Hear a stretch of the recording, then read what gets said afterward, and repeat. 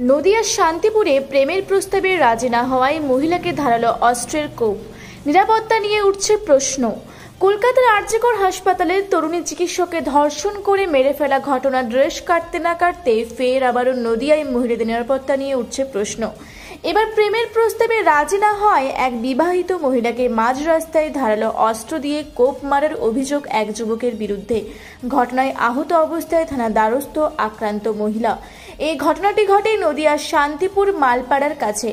আক্রান্ত মহিলা পাপিয়া বিশ্বাসের অভিযোগ, আমি এবং আমার বান্ধবী ও তার দাদার মেয়ে তিনজন একসাথে মোবাইলে রিচার্জ করতে যাচ্ছিলাম সন্ধ্যায়। সেই সময় এলাকারই এক যুবক আমার পথ আটকায় এবং আমাকে বকাবকি করতে থাকে। আমি প্রতিবাদ করলে আমার উপর ধারালো অস্ত্র দিয়ে চড়াও হয় ওই যুবক। মহিলার আরও অভিযোগ, ওই যুবক বহুদিন থেকেই আমায় বিরক্ত করত। আমি বিবাহিত, আমার পুত্র সন্তান আছে বলা সত্ত্বেও ওই যুবক দিনের পর দিন আমাকে উত্ত্যক্ত করতে থাকে। এরপর আমি পুলিশে যাওয়ার কথা বললে আমার মাকে প্রাণে মেরে ফেলার হুমকিও দেয় ওই যুবক। ধারালো অস্ত্র দিয়ে আঘাত করার পর ঘটনাস্থলে আহত অবস্থায় লুটিয়ে পড়েন ওই গৃহবধূ। এরপর তার বান্ধবীর স্বামী উদ্ধার করে এবং হাসপাতালে নিয়ে যায়।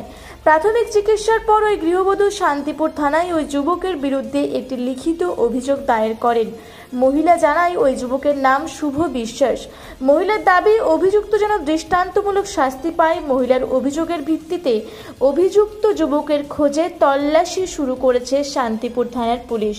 তবে এবার আবারও মহিলা নিরাপত্তা নিয়ে উঠছে বড়সড় প্রশ্ন। নদিয়া থেকে সমীরদের রিপোর্ট, রূপসী বাংলা মিডিয়া। ঘটনা, আমি আজকে সন্ধ্যাবেলায় আমার এক বান্ধবী আর এক দাদার মেয়ের সাথে রাস্তায় বেরছি, মানে মালোপাড়া উপরে উঠছি রিচার্জ করবো বলে। আর পিছন থেকে একটা ছেলে এসছে, এসে আমাকে বলছে তুই রাস্তায় কেন বেরিয়েছিস। বেরিয়ে ফেলে আমাকে এরকম করে সে ধারালো জিনিস দিয়ে আমাকে এরকম কুপিয়েছে। কে ছিলেন?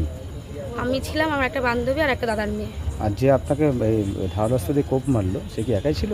হ্যাঁ, সে একাই ছিল। কি কারণে হামলা মনে করছে? সে আমার অনেক দিন ধরে আমার পিছনে পড়েছিল। কেন? সে অনেক প্রস্তাব দিত যে মেয়ের আমি সব করতে চাই না। আমার ছেলে আছে 14 বছরের। বাড়ি কোথায়? বাড়ি শ্যামনগর। আপনি থাকেন কোথায়? আমি শ্যামনগর থাকি, আর এখানে এসে বাপের বাড়িতে। মানে বাবার বাড়ি আপনার? হ্যাঁ, বাবার বাড়ি কোথায়? বাপের বাড়ি বাসতলা পাড়া। কত নম্বর ওয়ার্ড জানেন?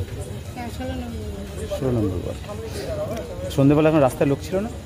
না, ওই রাস্তাটা একটু অন্ধকার টাইপের। তাহলে কি আপনার পেছনে কি মানে পেছন কি এসেছিল? পিছন আর বলতে পারবো না, ওরকম এসে। তারপর আমার একটা বান্ধবীর বর এসে আমাকে বাঁচিয়েছে। খুব প্রস্তাব দিত আপনাকে? হ্যাঁ, তুই আমার সাথে প্রেম করবি, এ করবি, ও করবি। আমি এগুলো করতে চাই না, কারণ আমার ছেলে আছে, আমার একটা সংসার আছে। আমি ওকে অনেকদিন ধরেই বলেছি। তাহলে কি এর কারণে হামলা মনে করছেন? হ্যাঁ। চেনেন ছেলেটাকে? না, আমি ভালো মতন চিনি না। এই তো বলতেন যে আপনি প্রস্তাব দিয়েছে কখন?